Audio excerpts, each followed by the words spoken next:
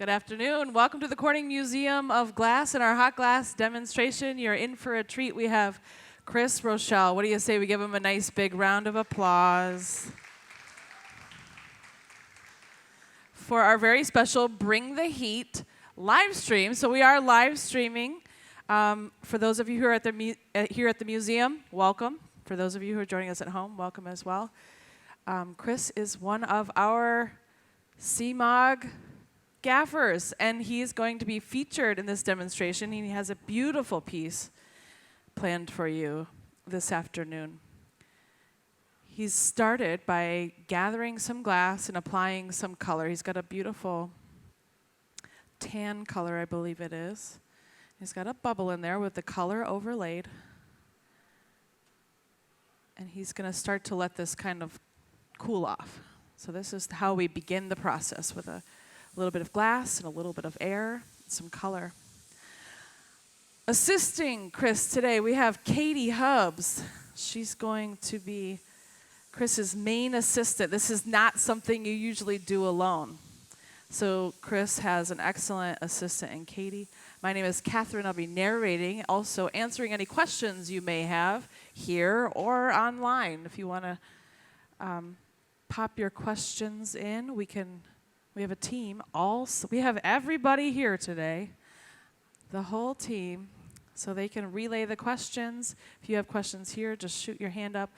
We have Conrad on our social media video. We've got Brad and Alexis on camera, so you're going to get some really close-up, beautiful shots on the screens and your screens at home. Of course, we have Emily on the social media. You probably recognize her. She's been doing a lot of fun stuff, even trying glassmaking for herself this past week. Look at this. Chris has gathered up a little bit of glass. This is our second gather. This is going to be the base of this vessel. So he's making a piece. And in just a moment, I'm going to ask them to get a nice shot of Chris's sketch, because not only is Chris an amazingly talented glassmaker, he is equally amazing at illustration and sketching. So I want to show you his sketch, because you'll be like, that deserves to go in the gallery just on its own. Question? Why doesn't the tool with the water shatter the glass? The temperature of the glass. The glass is over 2,000 degrees right now. And that wet water, it's just dampened. So there's not a puddle of water in that block. It's actually just a wet tool. So the water that's in the tool instantly becomes steam. The glass glides along on little beads of steam, a barrier of steam. So it doesn't crack the glass. Now, a little later on in the process, when the glass is colder, say around 1,1200, 1,100 degrees, water would crack the glass. So the temperature of the glass, but also he's got that large thermal mass. He could dip the glass in water at this point, and it would kind of wrinkle the surface and cool off the surface, but it wouldn't crack the glass. So yeah, at certain points in the process, we can use that water. So he's shaping the glass. If you thought it was silly that he was shaping the glass with wood just a moment ago, any idea what he's shaping the glass now in the palm of his hand with? Yeah? Newspaper, yeah. Would you believe me if I told you it was newspaper? Good, because I wouldn't lie to you. That is the local newspaper. Actually, I don't know what newspaper it is. I'm not going to say it's the local. We like to say it's the local newspaper, but I have no idea. It's folded up, soaked in water, and it's one of our favorite tools because you can squeeze the glass with your hand. It's as close as you'll ever get to shaping that glass with your hands. Look at that shot. He's going to cool this off. I think he might be adding some things. Can we show the sketch? Can we get this up on the...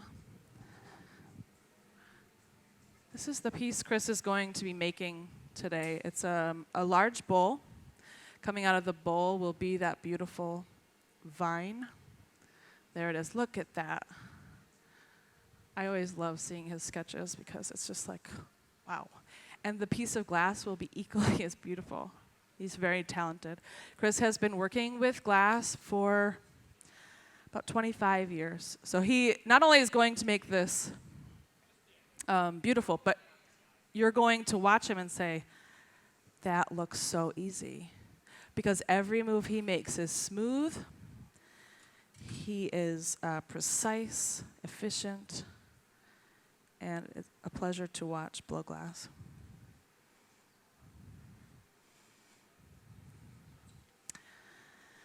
I think he might be gathering more glass on top of this because he's letting it cool. We very rarely sit and do nothing.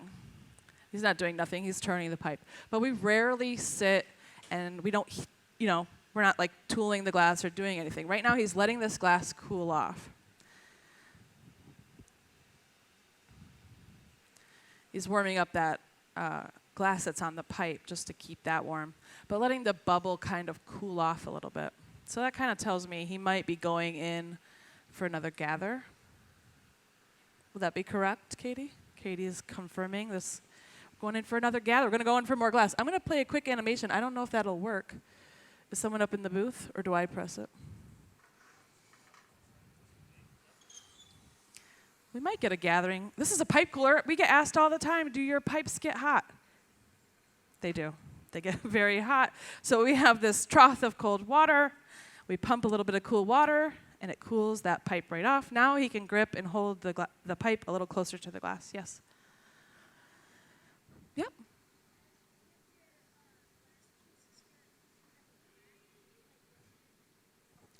Do we have one? Or did you notice one? Ooh. That's a tough question early on in the demonstration. Superstitious, okay. Has one of our glass pieces ever broken in a demonstration? Yes. We are human. After all, we do. But I don't think it's going to happen. And if it does happen, he's so professional that he'll fix it or he'll change things up and you will never know.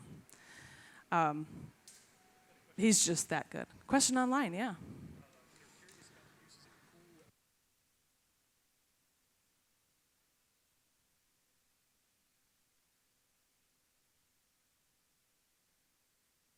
So the question was using the, instead of like cooling and shaping the glass with the tools, using the compressed air. Cooling the glass with the air, so it kind of gives it an overall cool. It's like you're blowing on a large portion of it. Using the tools, you're only cooling the area that you're touching with the tool, so it kind of gives it an overall cool. Using the metal table to cool and shape the glass, you have to keep it moving, and you're shaping it as well. So the cool air will allow us to cool it without shaping it and cooling it in a more overall sense. Yep. Yeah. So if you remember from the sketch, the bottom of this vessel it's sort of like a rocky, it's sort of like a landscape vessel. So the bottom of it is this rocky texture. Now looking at this piece when he was making it, I was looking at it and I was like, this has a lot of elements from pieces he's done separately. So sometimes he makes a piece that has sort of a rocky bottom. Sometimes he makes a piece that has sort of a branchy base. And then a while ago, he was making some like betta fish fins. And so you're going to see a lot of elements from work that Chris has done throughout his career in this one vessel, which I thought was pretty cool, to see all those actually come together and create a comprehensive piece. So this is pretty exciting. I don't know if that's what he had planned for this, but all those elements coming together. So he was just having Katie blow and inflate through the pipe, so there is still a bubble in there. He went and gathered a post dip, so he got a little bit of that molten glass right on the tip of this bubble, and that's what he's sculpting into. And he did a lot of the shaping early on with that metal tool called a taglio, that one right there. That's like a big metal spatula. So that will get him those really nice edges, those sharp edges. That hot torch will heat one specific area, so allow him to create some really nice edges and lines.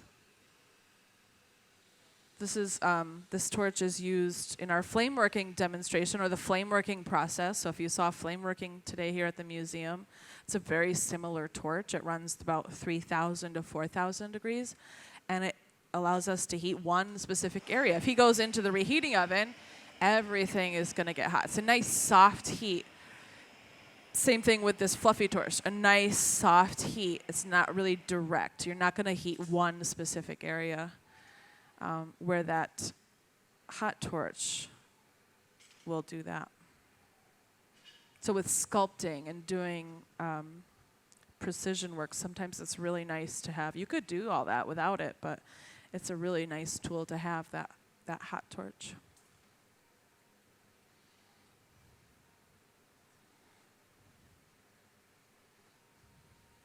So this is a very complex piece. It's technically challenging. Chris has about an hour to complete this piece, which is a pretty short period of time relatively as far as making this piece, but like I said, he'll make it look really smooth.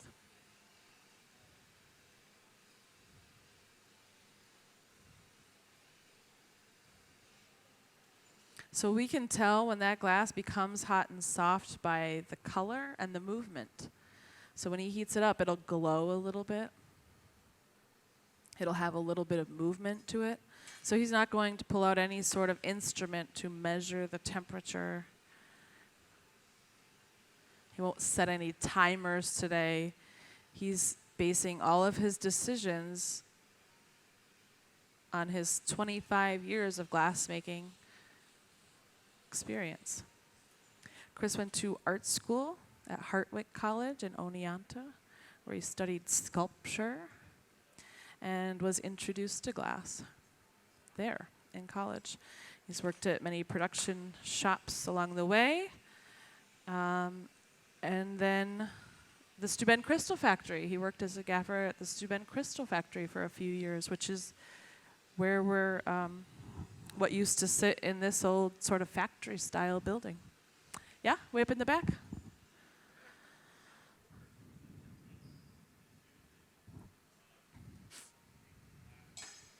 How old are they? So glass has been around, people have been shaping glass and melting glass for about 4,000 years. Blowing glass, people have been blowing glass for only about 2,500 years. And it was done pretty without the torches and the shears and the paper tool, and they used a lot of wood tools. And the jacks, they used tools just like that. The ones he just pulled up on the bench there, they would have used tools like that. And without the bench, they probably would have rolled the pipe right in their lap on wooden slats or metal slats. And we got to do a fun thing a couple summers ago. Our team here, our technician, Jesse Rassad, built a wood-fired furnace from a material called daub. This is like clay and straw. And he hand-built that clay oven. And we blew glass out of it, just like the early glassmakers did.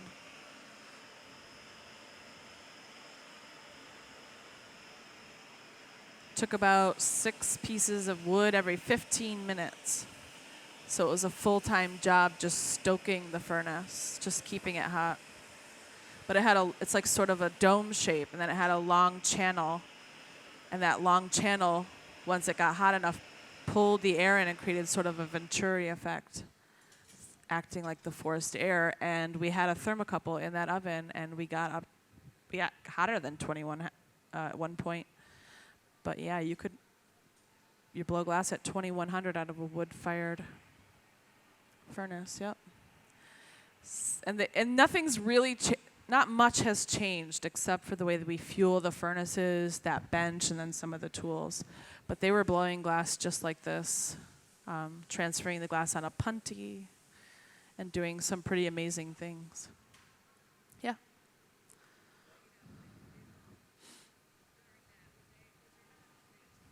Right. Probably iron. Yep. What's that?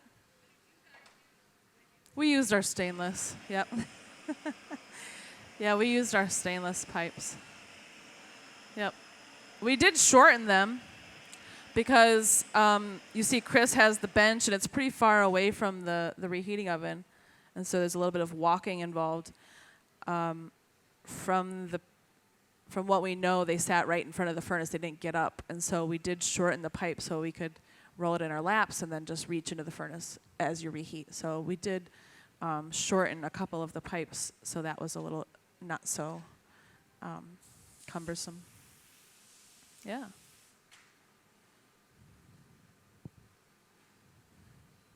All right, so now the jackline. This is where we're going to break the glass free from the blowpipe when it's time. It's like the thin, weak lines in a chocolate bar that allow you to snap it apart and share it with your friends. Same thing, the glass will break right along this thin, weak line. So it's really important what we do early on in the process. Now that he's got that sculpting done at the bottom, now it's time to cut in that jack line. If you wait too long, it'll be really difficult to cut that line in, and so we cut that in pretty early on. So this is the first of our 4 Bring the Heat live stream demonstrations that feature glassmakers here at the museum. Our staff here are everyday demonstrating gaffers. So Chris is starting us off today with his piece. Yep. This is the bottom bowl, yeah. The sketch had 2 bowls. This is the bottom bowl. He pre-made the smaller bowl, the one that's going to sit above this. So right now he's making the lower bowl, the big one, and then he's pre-made that smaller one. So eventually we're going to pull that out of an oven, a hot oven, and assemble this, because an hour seems like enough time to make a nice piece, but it's certainly not. So he's pre-made a lot of the elements, the flour, some of the leaves, the small bowl. And so, yeah, he did have to do a little bit of prep work.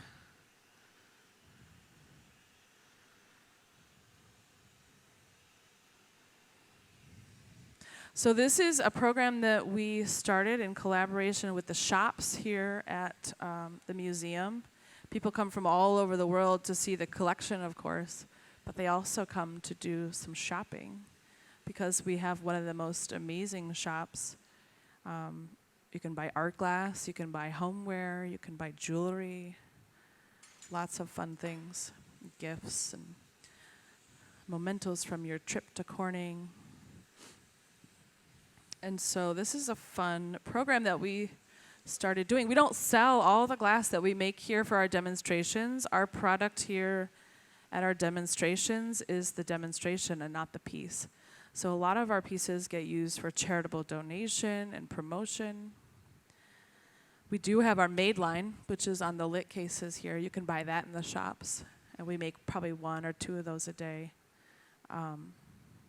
That's something that you can see made here and take home with you. But the rest of it we don't sell. And so this piece is actually going to be sold in the shops. When it comes out of the annealing oven, if everything goes well and Chris is happy with it, we're going to sell it so it could go home with someone. It's going to be a beautiful piece. But it is one of the demonstrations that you can actually purchase. So that was very exciting. Yes? Tomorrow morning, we might anneal this for a little longer. Because it has so many things going on, some thicker and thinner areas, and the stem that will be holding the bowl, we'll probably anneal it for like a day or two. Yep. So it might take a couple days to come out of the annealer. Yeah. The standard pieces that we make throughout the day, they're fairly thin. There's not a lot of real thick parts and real thin parts. So those can slowly cool over 8 to 12 hours. So that cooling cycle is based on thickness. And so because the base of this is pretty solid and there's going to be some connections that go from thick to thin, we'll probably slowly cool it very slowly. Yep. That's going to be the hardest part. Putting this away into the oven and not opening the doors for a few days. Yep, I'll tell you. As a glassmaker, that's the hardest part. Not being able to hold it in your hands right after you make it and having to wait and wonder what it looks like. Because you have an idea of what it looks like, but to actually hold it in your hands and examine it, you have to wait. Yeah.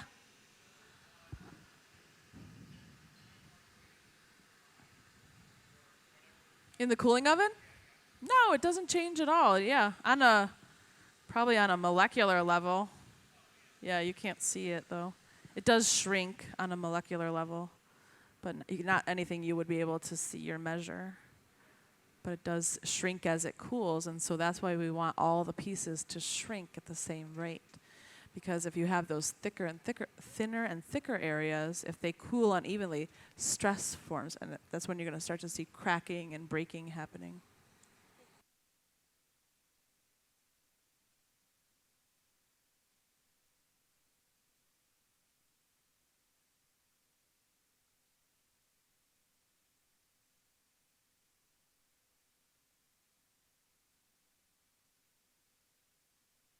That's a nice close-up shot.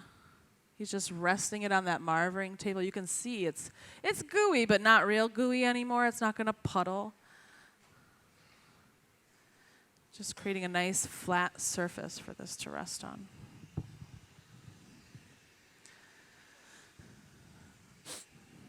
Yeah.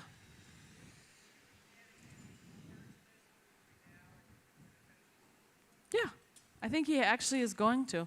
Chris, you're going to powder this? After you add the rocks, is he going to powder it? Yeah, so he's going to add a few rocks, some more glass to the bottom, and then he's going to come over here to this powder booth where he has a beautiful smoky gray powder, and he's going to sift it on the surface. And he might not, most likely he won't melt it in all the way, so it's not going to be like super shiny like it is now, because this is meant to look like a rocky landscape, so it'll have a little bit of texture and be a little matte as well. Yeah. Yes?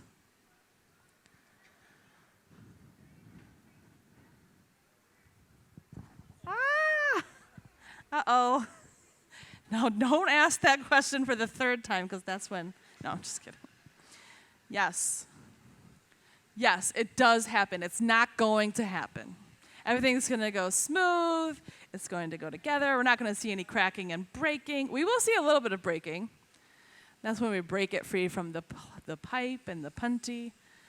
But yeah, we are human, and sometimes things go wrong, so yes. But we're not going to talk about it. That's as much as I'm going to talk about it. We'll talk about it after it's in the oven, if you have more questions about that. But yeah. It's exciting, I'll tell you that. It's embarrassing for the glass blower, but it's very exciting for everyone else. Because we know, we were beginner glassmakers once, and everything and anything went wrong every time we tried to make something. Because it's like playing an instrument or playing a sport. You know how when you first start playing an instrument and it's like squeaking and squawking? The squeaking and the squawking is our breaking, so it happens often. But the more you practice and the more you get used to it, the better you get, and the less frequently that happens. But there are, working with a different team. Katie and Chris have been working together for the past 5 years, I think. And so they work together really well. There's nothing to Oh, look, this is Tom. Tom jumped in. This is Tom Ryder. They actually asked me to come jump in and help, and I saw Tom, and I said, why don't you ask Tom? Because I'm going to be running around, and I'm not going to be much help if I'm chit-chatting the whole time. So I said, you'll probably be better off with Tom, because he's not distracted. He's not wearing 2 microphones and trying to narrate the process. But Tom Ryder is also one of our glassmakers here at the museum. Yes? How heavy does that weigh now? That's probably a good 5 pounds maybe. The pipe itself weighs about 5 pounds. It's heavy. Not too heavy.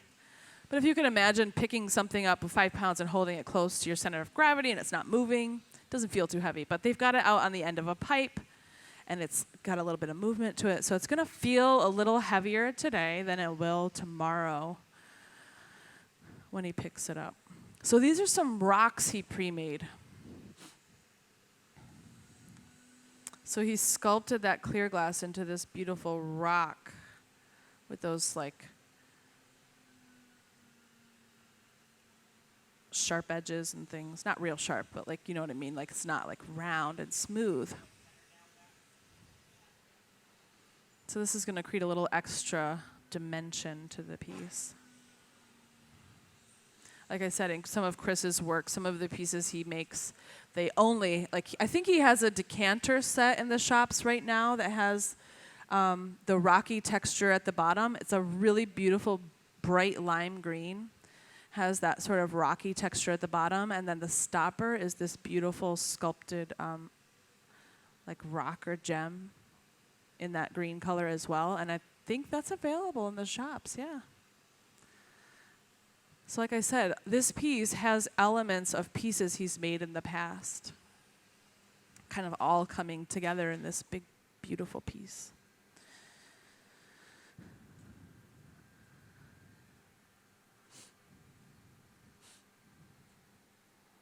Let's put a glove on. People ask us all the time, do you wear gloves? Not very often. Sometimes we do. It's like in the kitchen at home.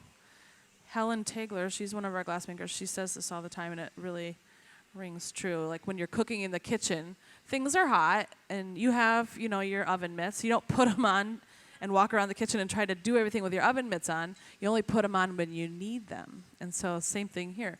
He'll do as much as he can barehanded, but when he's getting really close to that hot glass and his hand is there for a while, it's just nice to throw on that leather glove. Yes, question? I can't hear over this fluffy torch. It's loud.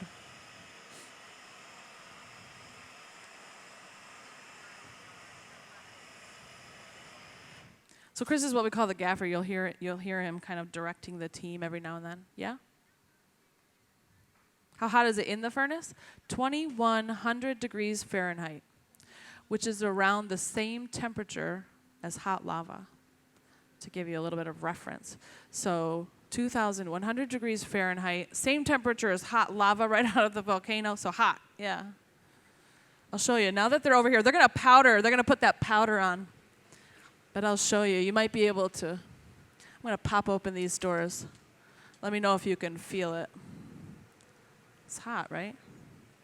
That's why we keep the doors closed, because nobody wants to stand in front of that heat. It's humid. This is a great art medium in January, February here in upstate New York. I'll tell you, these hot spells, these heat waves have been rough. It's been hot. And it's been humid, and believe it or not, when it's humid, when there's a lot of humidity, our glass seems to be soupier. So the glass has been really hot and runny too with all this humidity. Yeah?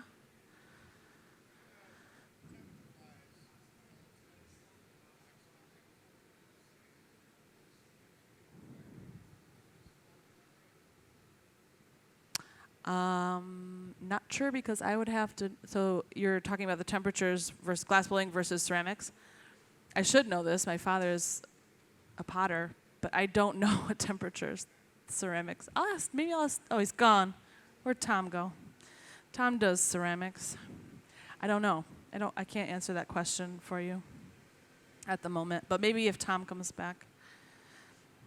Yeah?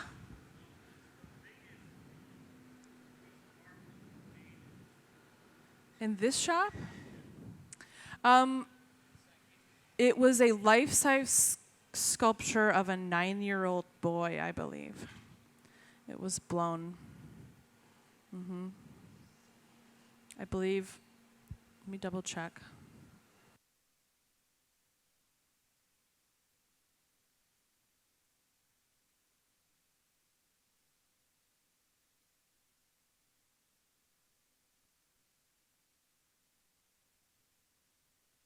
An artist named Jaime Guerrero came, and our team helped him make that life-size, that sculpture of a 9-year-old boy playing, holding a bat. It was like a piñata scene. It was big, blown, big and blown. We have these cooling ovens on the side here. They're long, like 6-foot ovens. And so we're well equipped to make really large work. Right now we're using our large glory hole or large reheating oven. If you look to the left of that, just beyond that is our jumbo hole. That is when we light up. When we light up for the big work. It's a big hot oven. Yeah.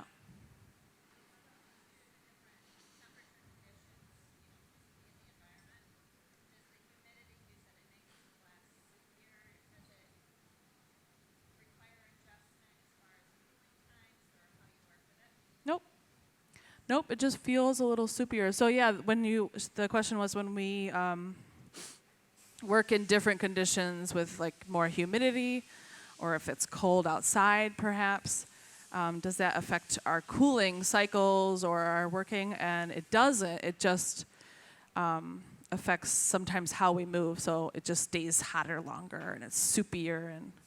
And if you wanted to, you could certainly adjust your furnace and turn it down, but more often than not, we're looking for the glass to be soupier. That's a really nice glass to work with, a nice soupy glass. All right, so here's the punty process. Katie made the punty by rolling and shaping that glass to sort of a Q-tip shape. The right shape, but also the right temperature. So we wanted it hot enough that it would stick, and cold enough that it will very easily pop off when they're finished. And so they've gotten everything running nice and even. Now, for those of you who are really curious about breaking, here we go. We're going to break the glass one time in a very controlled way on that jack line. So he cooled it with the cold part of the jack. So a light tap, it broke free. And we're going to hope that's the only breaking that we see today. We can give him a big round of applause for that.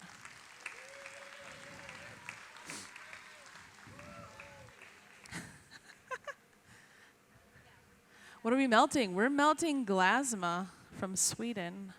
We just started melting a new type of glass. It's called glasma. It comes from Sweden. It's pelletized batch.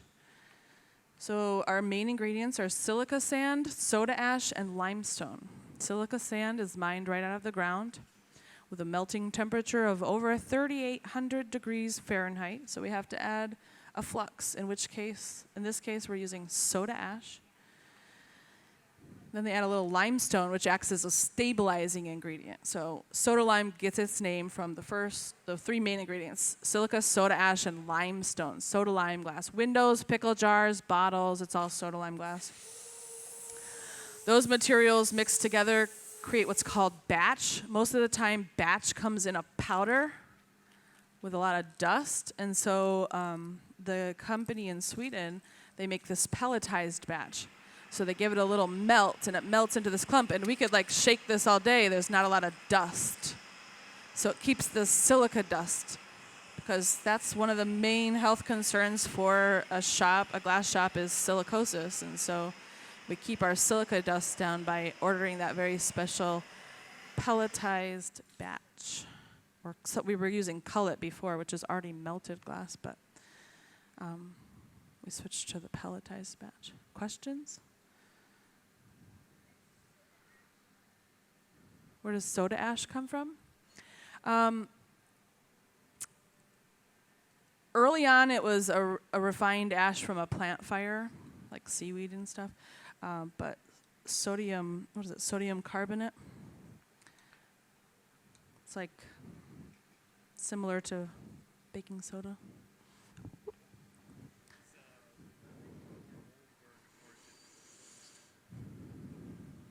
Blowing or mold work, like casting? Depends on who's doing it. So a caster would find glass blowing very difficult. A person who blows glass would find casting difficult. To say which one is more difficult than the other is hard to say.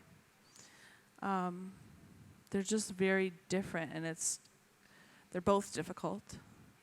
And it would be whatever one you haven't practiced would be the harder one, I would say, yeah. Yep. Ooh, does elevation change glass? I have no idea. But I would love to know the answer to that question. Yeah, like baking, higher elevations, you have to add. I know, isn't it? I'm going to do a little research. Not right now, but I'm curious, yeah. Look at this. He's opening the bowl with a set of parchofis.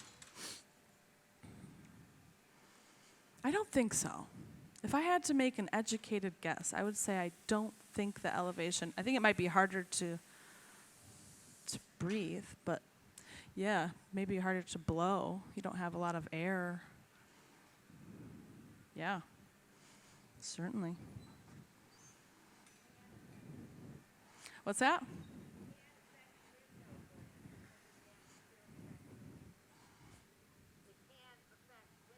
Oh, it can affect window glass. Good to know. The atmospheric pressure can affect window glass. We have Chris's mom here with us today. Yay! I said, Chris, is your mom coming? He said, I think so. We love it. We brought I said, Chris, you pulled in quite a crowd. We got some local glass makers. We've got our friends who come in from out of state. Is anyone traveling from out of state? Most of us? Most of us. Out of the country. Where are we from? Australia. Welcome. You might win the distance. Yep.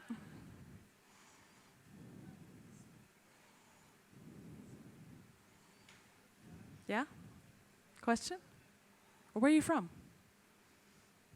Did you have a question? Pittsburgh. All right. That's another glass center. Hey, Pittsburgh. Yeah, there's a glass center in Pittsburgh. A lot of glass blowing in Pittsburgh. Katie was just in Pittsburgh. Yeah.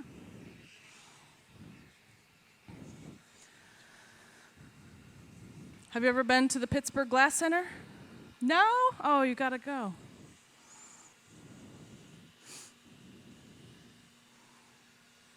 Diego, have you ever been to Pittsburgh? Okay. You got to go. All right, so they're going to powder the glass once again. You going to powder the inside of this? All right, so you want this on? Yeah. We're going to turn this powder booth on. This powder booth has a vacuum and a HEPA filter, so it's going to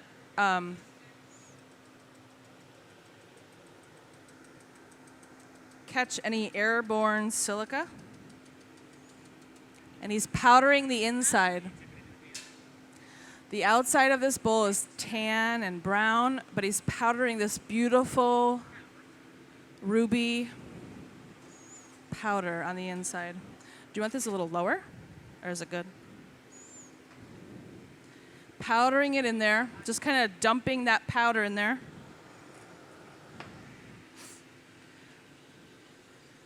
In order for that powder to stick, the glass has to be really hot.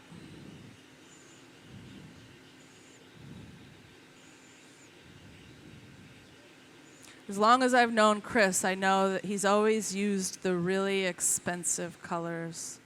He likes gold ruby, salmon pink, reddish amethyst. They're all made with gold chloride. So he's using a lot of those jewel tones in this piece. So this is that beautiful ruby red fuchsia. So the inside of this bowl will have that nice pink color. It's going to have a little texture. It won't melt in all the way, so it will have a nice texture to it on the inside of this bowl. A lot of contrast between the shiny outside of the bowl and the sort of matte interior.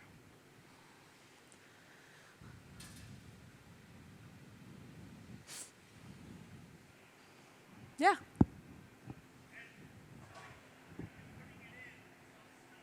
Yep.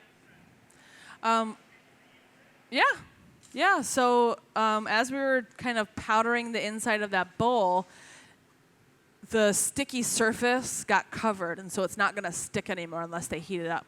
And so they were dumping it back out into that metal tray. Actually, Katie's cleaning it up right now. We're going to use it again, yeah. Yeah, we save as much of it as we can. Yep.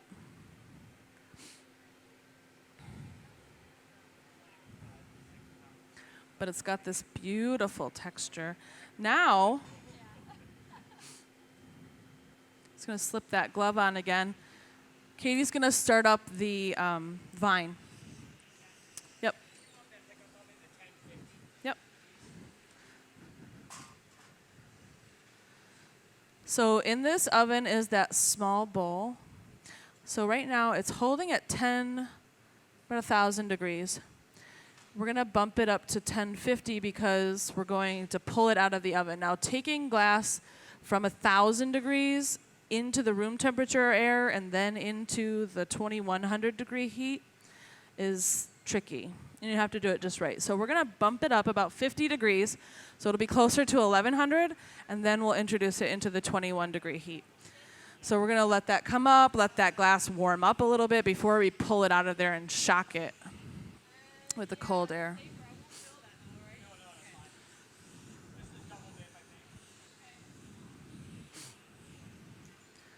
So he's going to put a little more texture on those rocks.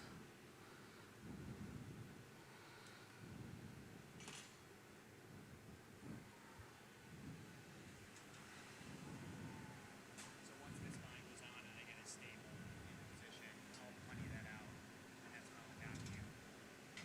I'll hand it off to you. Okay. So I'm going to jump in and help a little bit more. So I might not be as 5 minutes. I might not be as available for questions and narration. I was going to go turn this powder booth off because it's driving me nuts. I think it's so loud.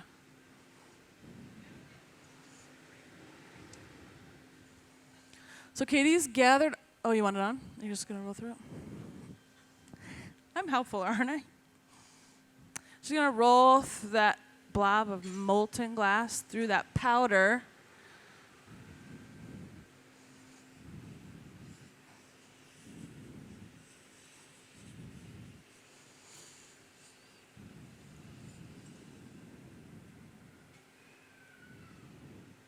Chris is just carving in a little more texture.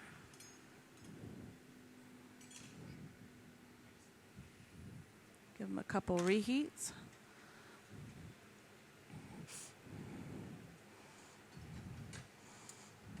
So this vine is going to hold that small bowl. So Katie's gathered quite a bit of glass. She's rolling through that powder, and then she'll drop it down into an optic mold. The optic mold is going to give the glass a little bit of texture. So some of the vases and bowls you see here in the front that have thicker and thinner areas or ribs, that's what she's going to drop the glass down in to give the glass that little bit of texture. It's up to Chris.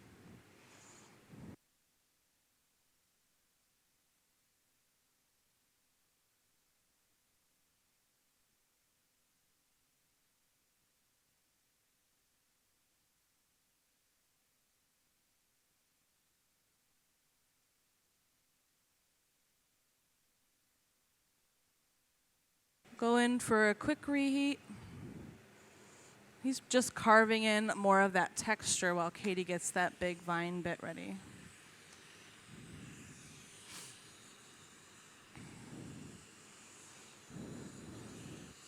So if anyone's just joining us, this is some programming we call Bring the Heat. And so it's a special live stream. That's why we have all the cameras and phones capturing different live streams. We are live streaming on Instagram and YouTube. And the YouTube version will be saved and it'll be added to our collection. So if you go to our YouTube channel and like and subscribe and all that, you can be informed about our future live stream demonstrations, and you'll be able to find all our previously filmed and live streamed demonstrations. And we have years and years of these live stream demonstrations. So a lot of information.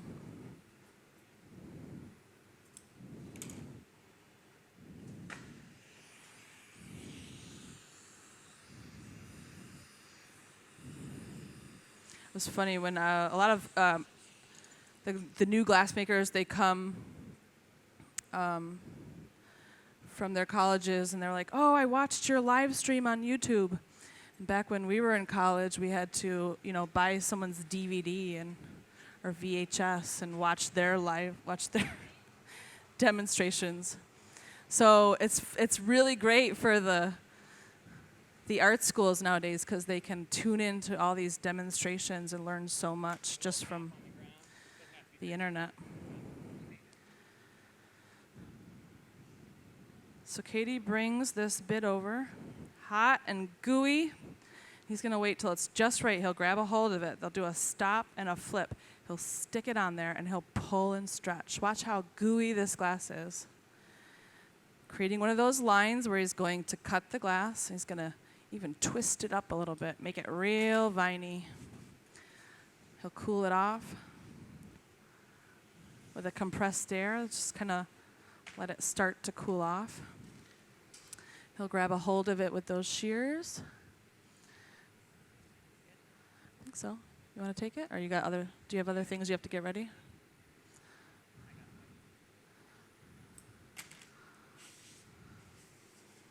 You can see it's really, when this glass is hot.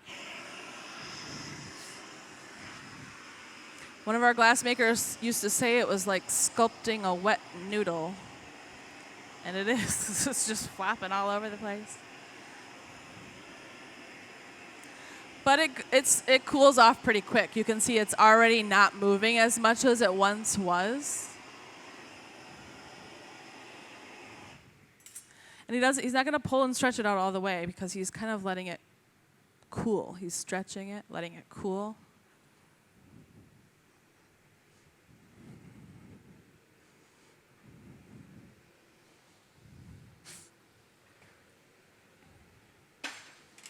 Cuts it free. So now he's got that vine coming out of the big bowl. This is what he'll attach the small bowl to. This is going to be tricky because it is still moving and it is still hot. So Katie will have a challenge until this starts to cool off.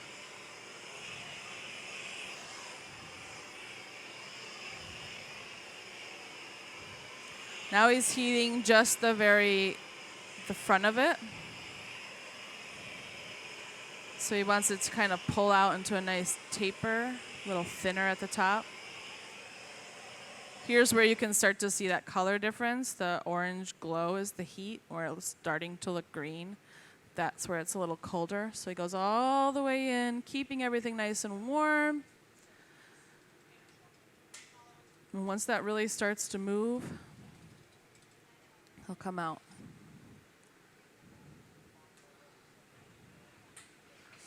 And it's hard because he has to sculpt this while keeping it turning with other materials like metal or clay. You can let it sit there and sculpt certain areas. With this material, you have to always keep it moving.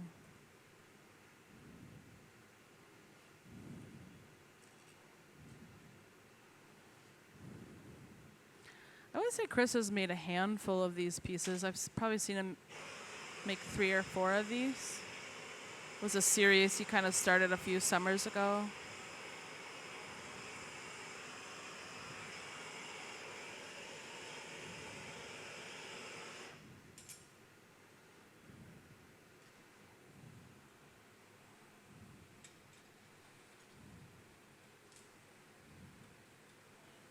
This view comes from a camera that's behind the oven. The camera sits behind a window of a special type of glass called fused silica. It was developed here in Corning in the 30s. It was a glass developed by an organic chemist that was trying to develop a glass that was as close to quartz. So pure silica sand, not a lot else added to it. Came up with that fused silica. So by dissolving the silica particles and then running that through a 3,000, 4,000 degree flame and fusing it all together, gives that glass, it's very pure, very few impurities, making it optically clear. And it has a high melting temperature of over 3,800 degrees Fahrenheit. So when NASA came to Corning looking for a glass to use for the space shuttle's windshield, that's what they gave them. Optical fibers, that's running through the core. That fused silica and another high purity glass are running through the core of optical fibers. That's what the laser light signals travel through.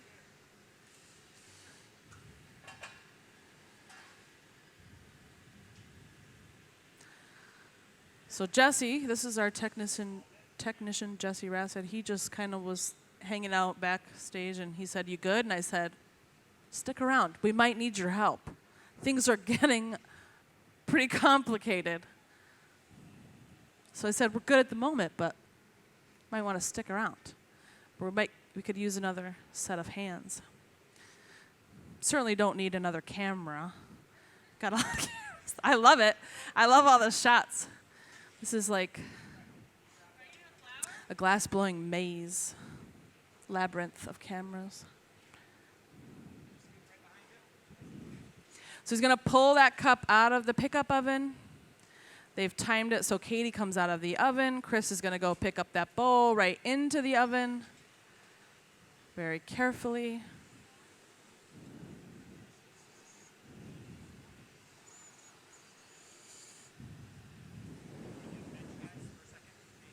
Out of the way.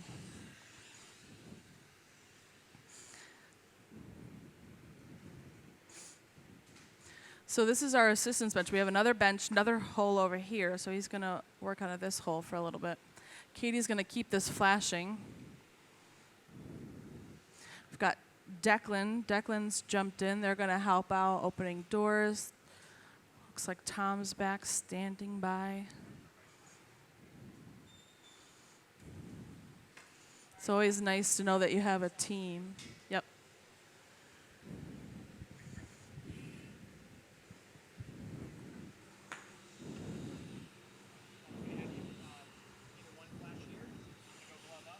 Mm-hmm. Okay. Yep. So he's going to put a set of Kevlar gloves on. And I'm going to tap this off into the gloves. And he's going to hold it and then stick it onto that vine. So he's warming up those gloves. We don't want to touch this with going for a flash. We don't want to touch this with anything cold. Cold gloves, cold metal.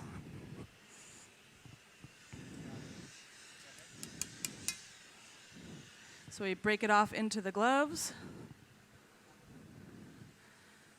He'll stick it right on that hot vine. Look at Katie's warming that vine up. Chris is going to stick the vine into the bowl. Beautiful stick. Curl it around. He'll use some other tools. He's got that glove on still, so he can kind of hold it and press against it. But you can see it is moving around. This is going to be a tricky heat for Katie because it's going to warm up. But she's a professional, lots of experience. Yep. Yep. So he also has some leaves on this paddle.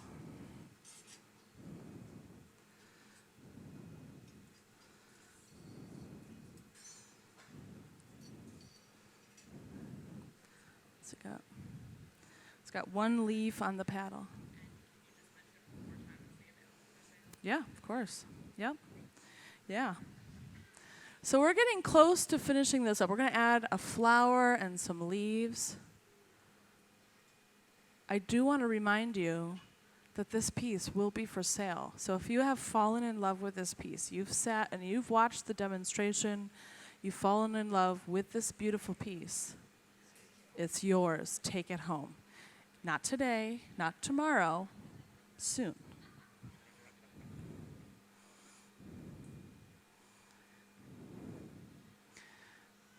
So he's still got those gloves on. He's just adjusting that bowl.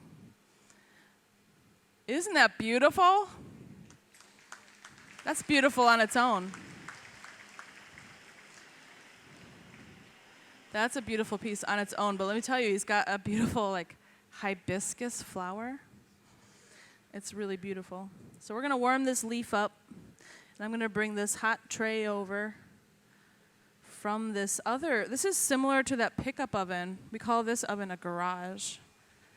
So we've got a leaf. He's spent all day Tuesday, sculpting these leaves. Coming behind you. You don't have to move. I'm just letting you know.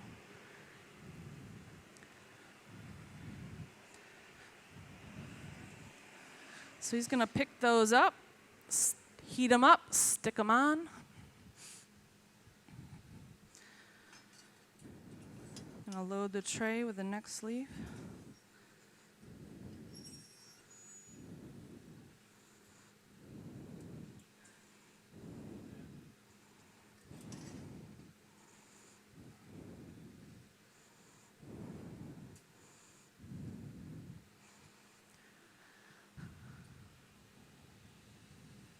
Every Thursday this month, we're going to do a live stream, 3:30 to 4:30, right? Every Thursday this month, yep. So up next is me. I'm excited and nervous. Hey, thanks. The week after that, we have Helen Tagler, I believe, yep. She's going to make a beautiful piece. And then finally, Michael Beam. I think I'm okay. Double duty.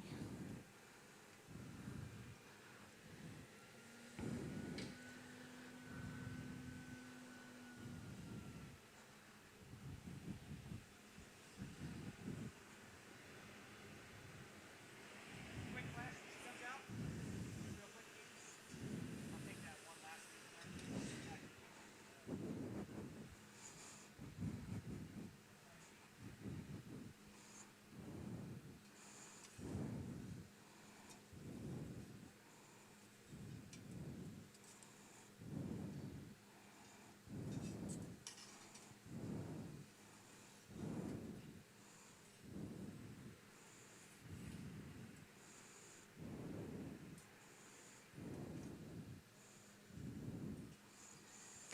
Yeah, so you ready? Yep. You can follow the museum on Instagram. You can follow the shops on Instagram. Studio on Instagram. So we've talked a little bit about the museum and the shops, but there's also the studio where you can make your own glass. Take classes.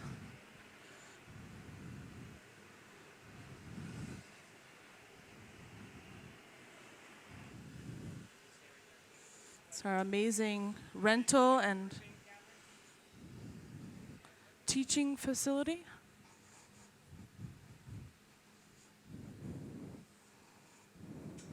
The leaves first. Yep. Okay.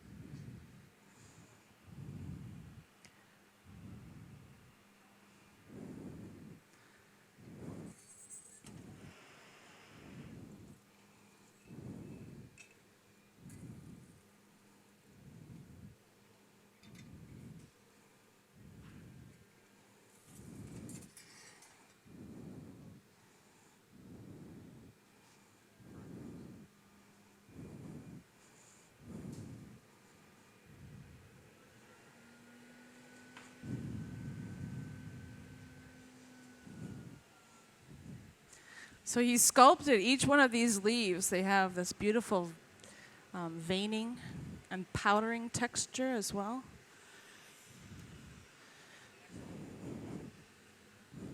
To make leaves like this on the sculpture that he had would be pretty tricky. So it's nice to have an oven that we can warm these pieces up in, where they already have all that amazing detail and texture.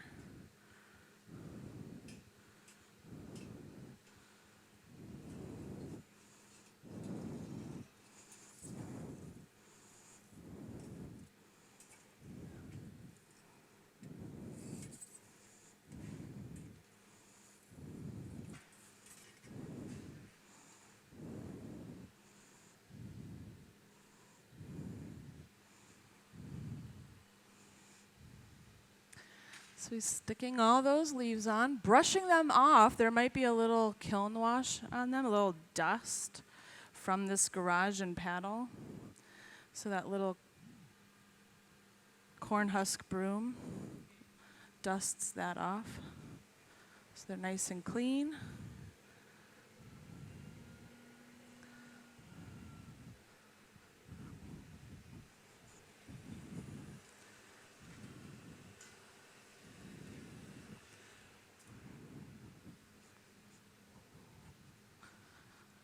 So he heats up the end of it, sticks it on.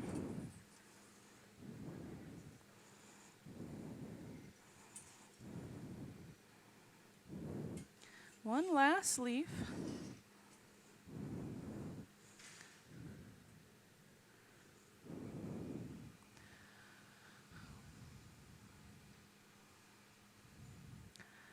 Isn't he making this look easy? I was like, I watched Chris make something and I'm like, oh, that looks easy. It's not. I try it and I'm like, whoa, it's not easy.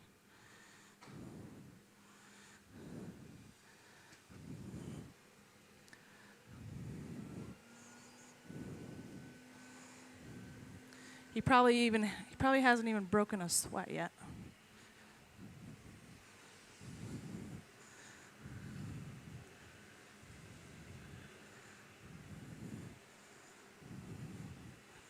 He warms up those tweezers, those metal tweezers that he's grabbing a hold of the leaves with. He warms those up. Ooh, look at that shot. Beautiful.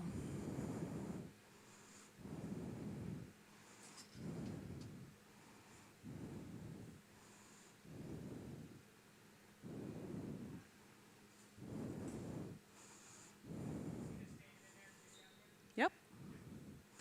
Yep, he's got it all lined up. Got this beautiful pink and purple hibiscus flower.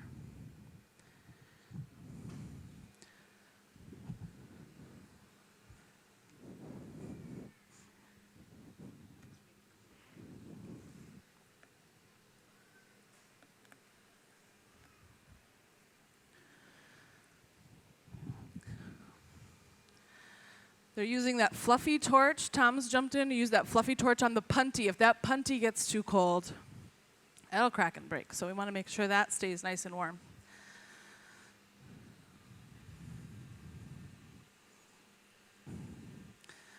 So that question that kept reoccurring, does like cracking and breaking ever happen? Not with this team.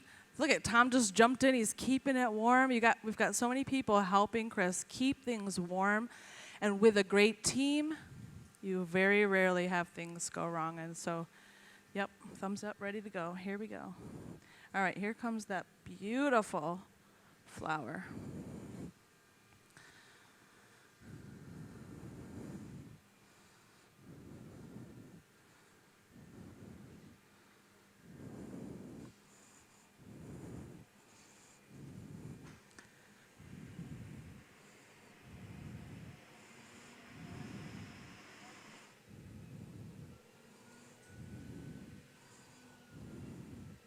Okay, coming over.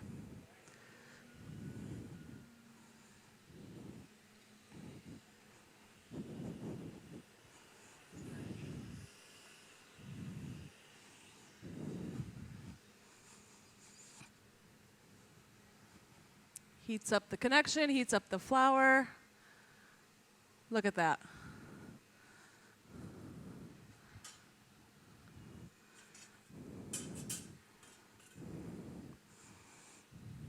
Isn't that gorgeous?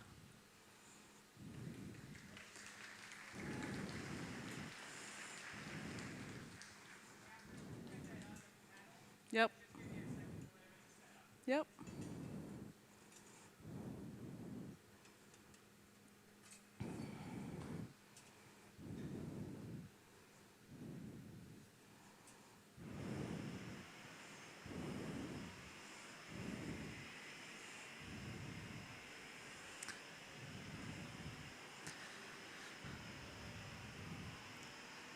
So they're using that fluffy torch to keep the whole piece hot while they can't flash it.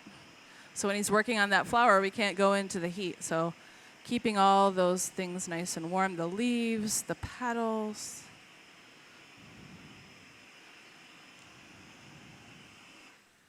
Wow. Quick flash. Look at that.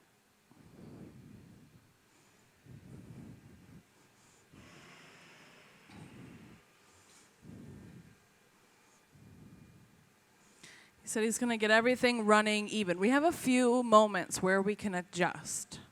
And then at a certain point, we kind of have to let everything start to cool off. So if we put it in the oven too hot, it'll start to slump. So we kind of want to make sure nothing's moving. We've got all those edges buttoned up and tight. Making sure everything's warm and even.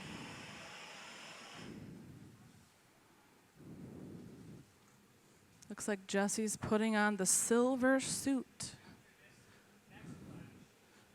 Okay. After this next flash. It's okay. Jesse's got a face shield on and a silver suit. He's going to stick his arms and face and most of his body into the 905-degree oven. So personal protective equipment is certainly necessary.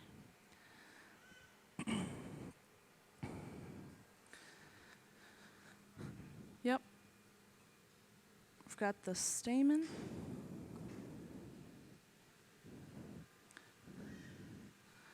Quick reheat right behind you, Jesse. Can you open those up again? Jesse, oh. That's okay. That's all right. I'll hustle.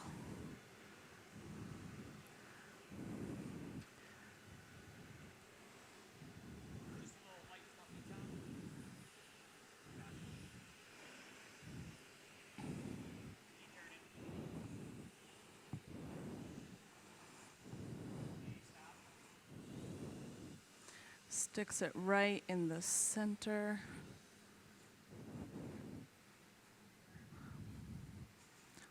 Wow, look at that shot.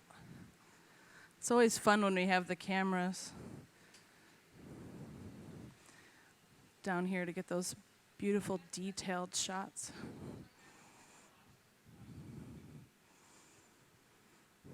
Brad and Alexis do a lot of our video, our AV and video for the museum, and they're award-winning videos. Yeah.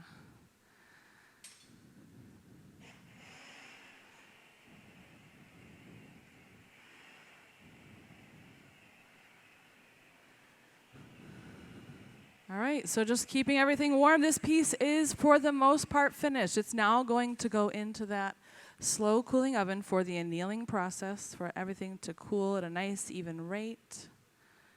That beautiful piece. And like I said, I do want to remind you, this will be sold in our shops. So CMOG shops, Corning Museum of Glass, the shops at the Corning Museum of Glass. A beautiful piece, handmade by our very own Chris Rochelle. Yeah, go ahead, give him a big round of applause. Don't be shy. What do you think, Mom? Yeah. What's that? Oh, yeah, he'll sign it. If he likes it. If it comes out of the oven and he doesn't like it, he won't sign it. They also won't sell it at that point.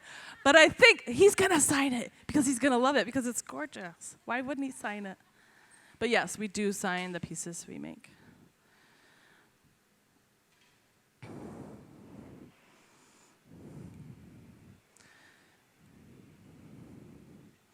Beautiful. So Jesse gets under it. A few drops of cold water on that puntee connection will create thermal stress or shock. With the lightest tap, we'll set this free. Jesse, we'll fire polish the bottom and away into the oven for slow cooling and safekeeping. Chris Rochelle, Katie Hubbs.